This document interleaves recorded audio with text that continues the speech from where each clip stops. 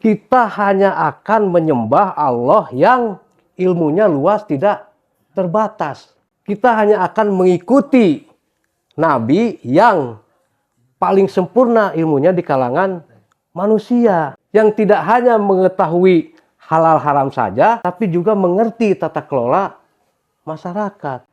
Mengerti tata laksana pemerintahan. Mengerti soal negara dan ketatanegaraan. Bismillahirrahmanirrahim. Assalamualaikum warahmatullahi wabarakatuh. Alhamdulillahirabbil alamin wassalatu wassalamu ala asyrafil anbiya'i wal mursalin sayyidina Muhammadin wa ala alihi wa sahbihi ajmain. Amma ba'd.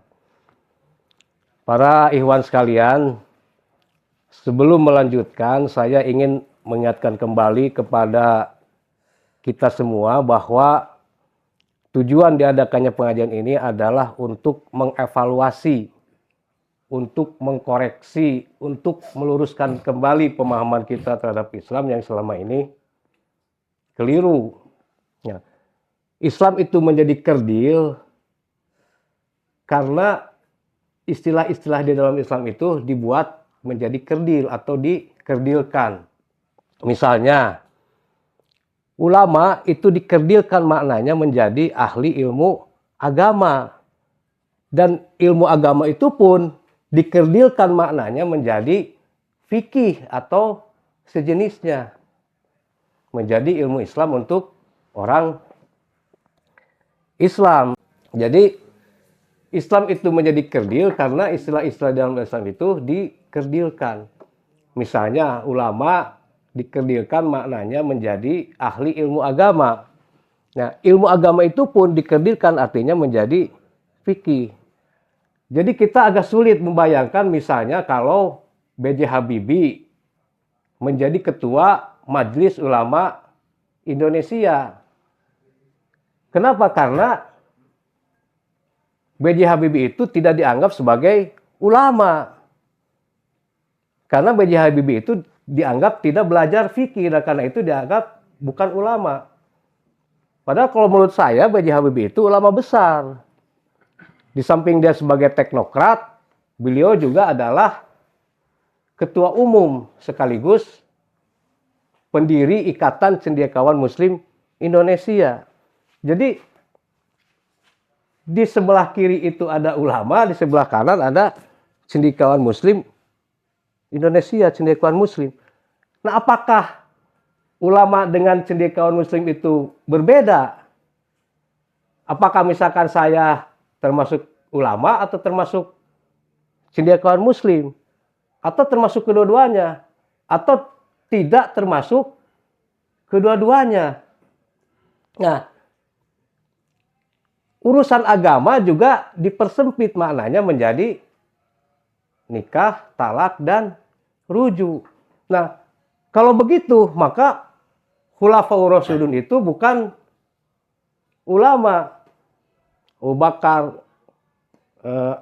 Umar, Utsman, Ali radhiyallahu anhum itu bukan ulama. Kenapa? Karena mereka jarang sekali menikahkan orang, kan? Mereka lebih memilih mengurusi salah satu imperium terbesar pada zaman itu yang luasnya kira-kira 1/4 daratan yang ada di muka bumi. Nah, inilah maksud kita mengadakan forum pengajian ini, untuk mengkoreksi itu. Kenapa? Karena Islam yang dikerdilkan itu adalah penghinaan terbesar terhadap Islam.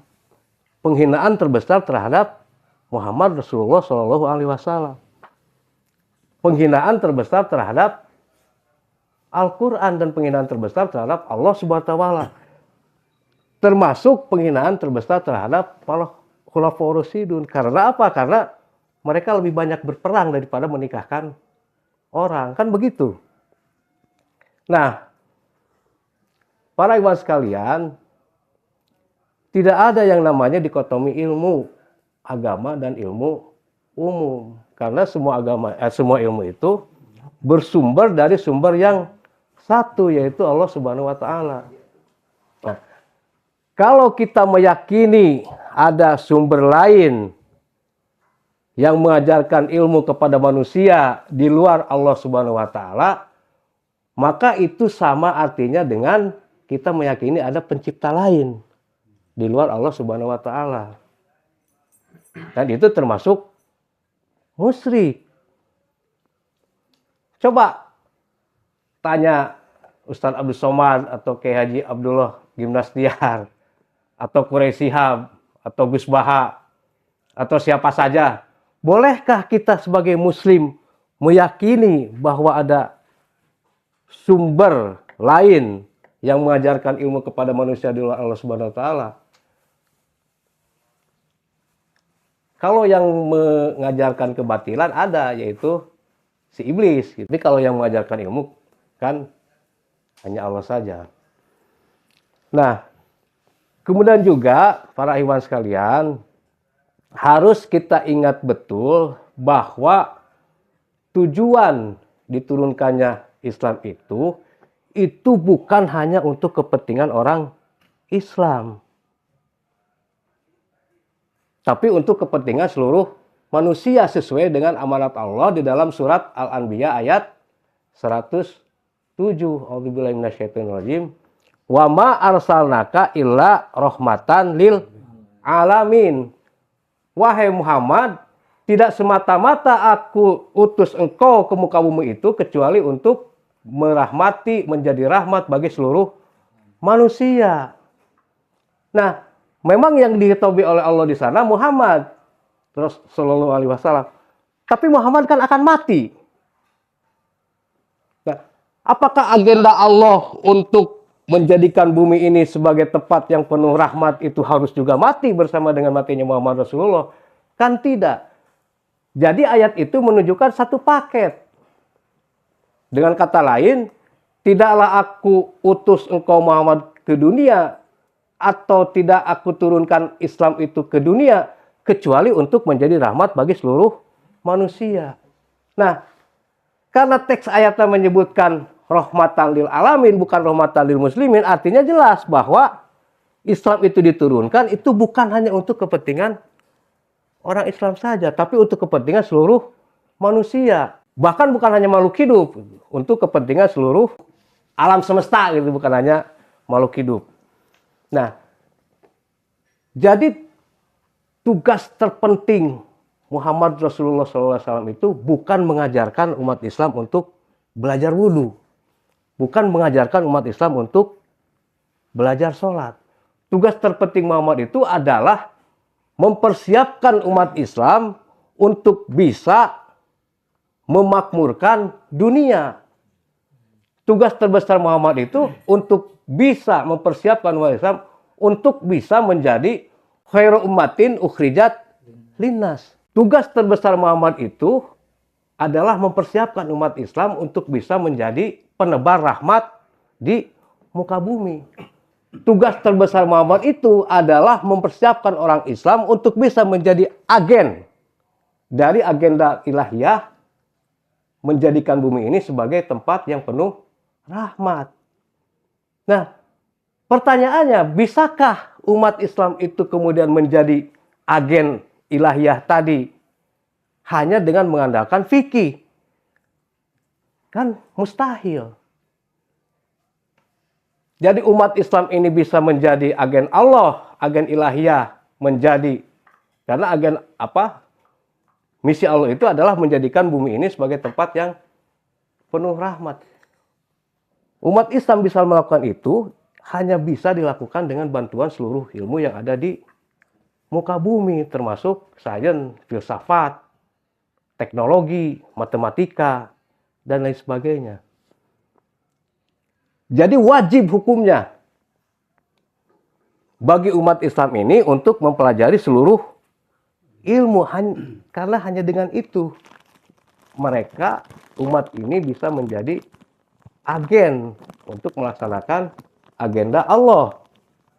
Saya punya mimpi gitu ya, punya mimpinya ada 3. Jadi mimpi kecil gitu, dan mimpi menengah dan mimpi besar. Nah, mimpi besarnya itu ya karena ini mimpi jadi tidak bisa digugat kan, karena mimpi tidak bisa digugat, tidak bisa dipidanakan gitu, karena ini mimpi. Nah, mimpi besar saya itu bukan madu 2 atau madu 3, karena itu kan mimpinya Ahmad Dhani, walaupun kurang nyunah juga, jadi minimal kan 4. Lebih dekat kepada Rasul itu lebih baik. Tapi ingat bahwa Rasul memiliki istri 9 itu bukan kapasitas Muhammad. Jadi Muhammad punya istri 9 itu bukan kapasitas Muhammad sebagai nabi, itu kapasitas Muhammad sebagai raja. Nah, jadi kalau kita misalkan mau nyunah yang ini saja tapi tidak mau nyunah yang satunya lagi, ya pasti kacau gitu. Pasti banyak masalah. Nah, tapi mimpi besarnya itu bukan itu. Jadi mimpi besar saya ini adalah untuk mengembalikan kembali kekhalifahan Allah di muka bumi. Itu mimpi besarnya. Dan karena ini mimpi, ya tidak bisa digugat, tidak bisa dipidanakan karena mimpi. Nah, kemudian ada mimpi menengah, mimpi sedang, kemudian ada mimpi kecil. Nah, mimpi kecil saya adalah membangun sebuah pesantren di mana di sana diajarkan sains, matematika, teknologi, filsafat, ekonomi, hukum, dan lain sebagainya. Itu Mas ya. Tapi itu kan katanya udah ada UIN. Jadi yang dulu namanya apa dulu? Dulu namanya IAIN, Institut Agama Islam Negeri itu sekarang sudah berubah menjadi UIN. Artinya di sana juga diajarkan ada kedokteran, ada lain sebagainya, ada mahasiswa UIN. Nah, itu sangat bagus. Artinya sudah ada perubahan paradigma di sana. Yang tadi itu ilmu Islam itu tidak hanya tarbiyah dan syariah atau fikih saja, tapi meliputi juga kedokteran dan sebagainya. Nah, pertanyaannya adalah apa ultimate goal-nya terkait UIN ini? Jadi kalau ultimate goal-nya adalah untuk memproduksi ASN atau pengangguran atau paling tidak atau paling maksimal paling bagusnya wirausahawan. Nah, ini kan artinya tidak ada korelasi dengan mimpi saya yang tadi. Karena apa? Karena mimpi kecil saya ini harus diperjuangkan agar supaya bisa memenangkan mimpi yang sedang. Nah, mimpi yang sedang ini harus diperjuangkan agar bisa memenangkan mimpi yang besar. Kalau misalkan UIN ini tidak punya orientasi untuk menegakkan kembali Islam di muka bumi, itu artinya melanggar Tridharma perguruan tinggi, pengabdian kepada masyarakat. Bagaimana misalnya kalau Kemenag tidak setuju? Ya tidak apa-apa juga, karena tidak ada urusannya dengan Kemenag. Karena saya yakin di luar sana masih banyak sekali umat Islam yang mau untuk diajak menolong agama ini agar kembali kepada on the track. Kembali kepada track.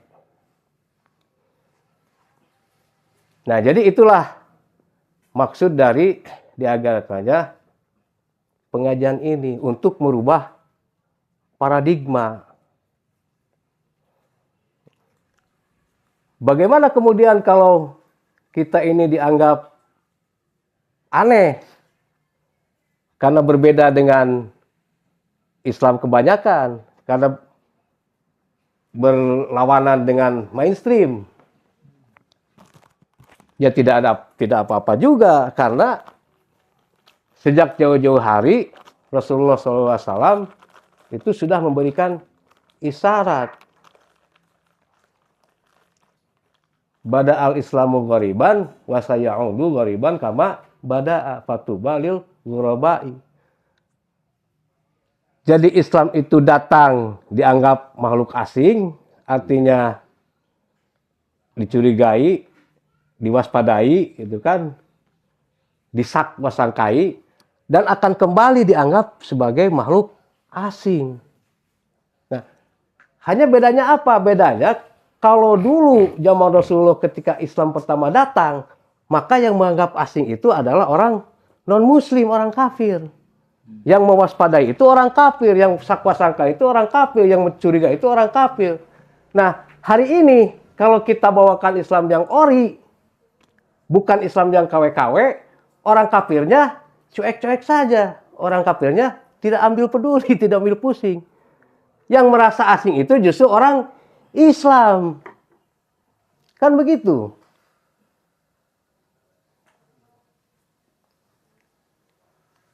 Orang kafirnya malah tidak begitu peduli. Jadi saya akan berkomitmen.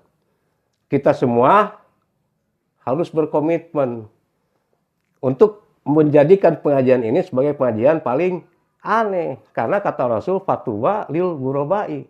Berbahagialah kalian, beruntunglah kalian yang dianggap sebagai orang-orang asing.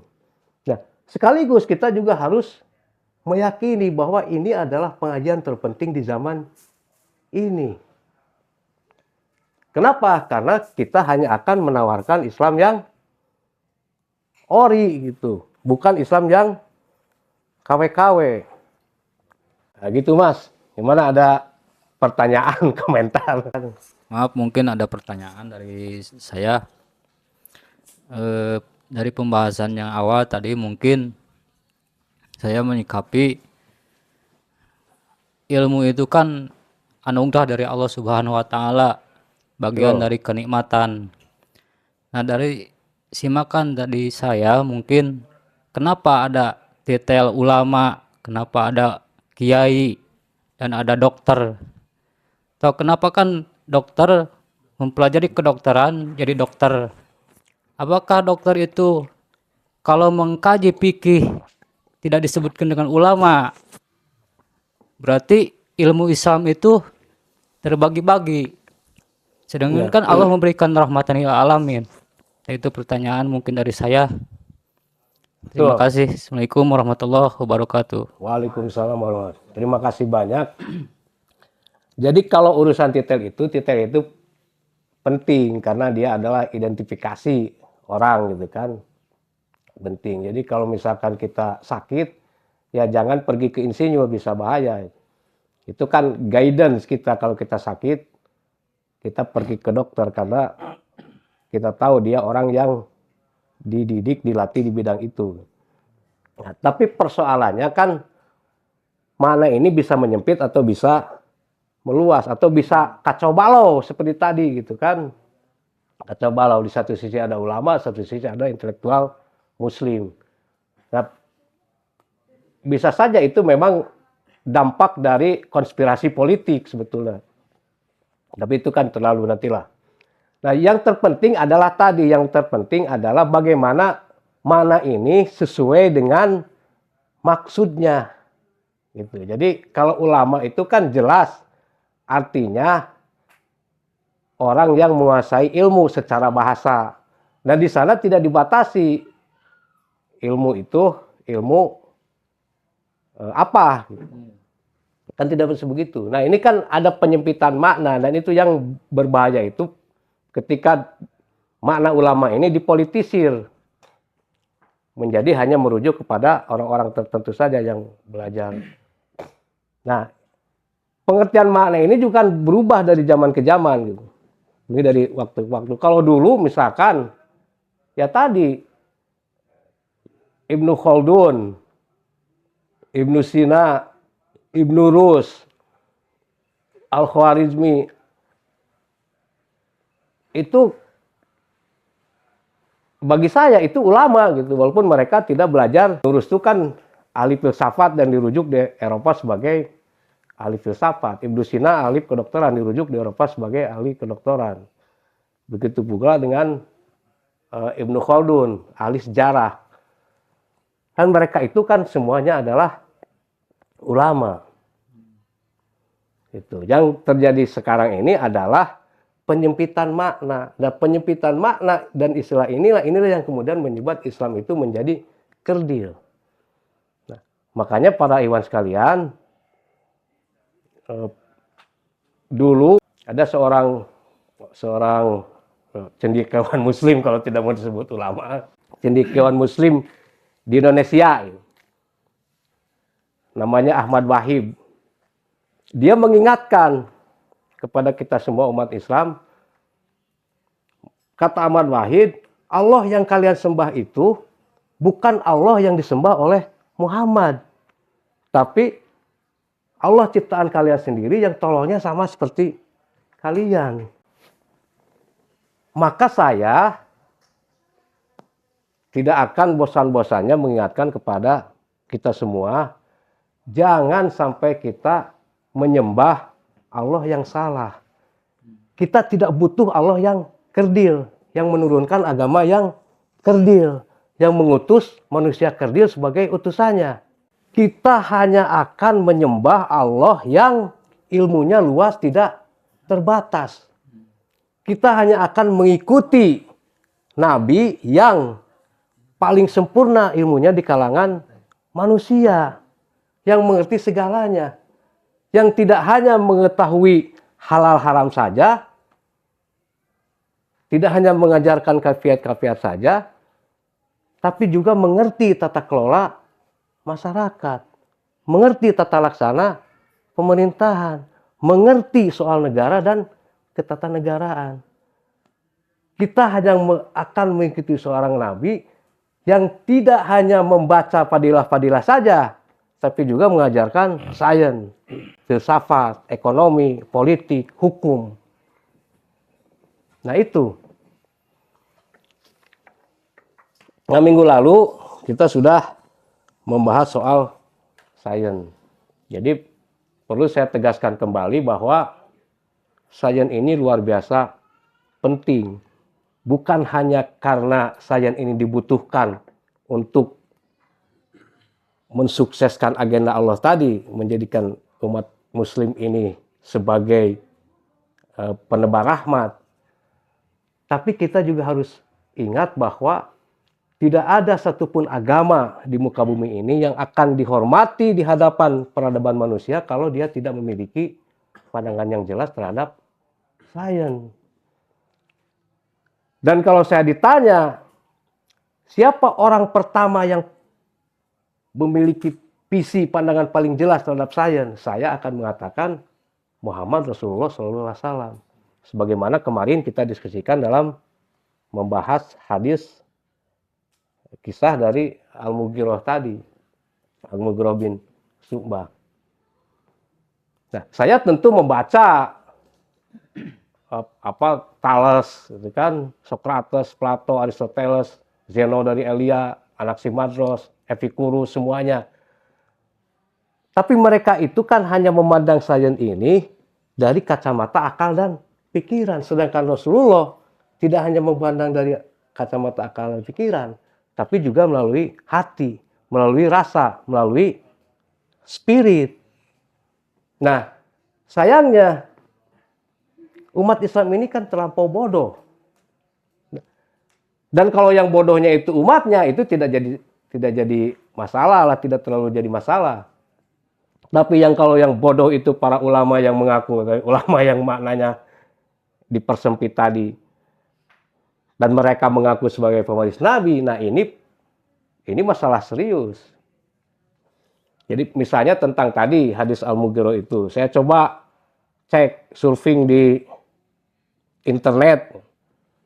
Ya, itu kebodohan itu memang nyata dan ada di mana-mana. Karena apa? Karena tidak peduli apakah itu kementerian, apakah itu perguruan tinggi, apakah itu ormas, pesantren, kiai anu, ustadz anu, yang dibahas itu pasti soal kaifiat sholat gerhana. Nah, ini kan kebodohan yang ekstrim. Kenapa? Karena gambaran Muhammad sebagai manusia adiluhung, Muhammad sebagai manusia revolusioner, yang menginginkan peradaban manusia ini keluar dari gua-gua yang gelap, yang penuh dengan klinik dan tahayul untuk hidup di bawah cahaya ilmu, itu hilang. Digantikan oleh gambaran Ustadz Muhammad atau Kiai Muhammad yang kerjanya berkutat dengan kaifiat.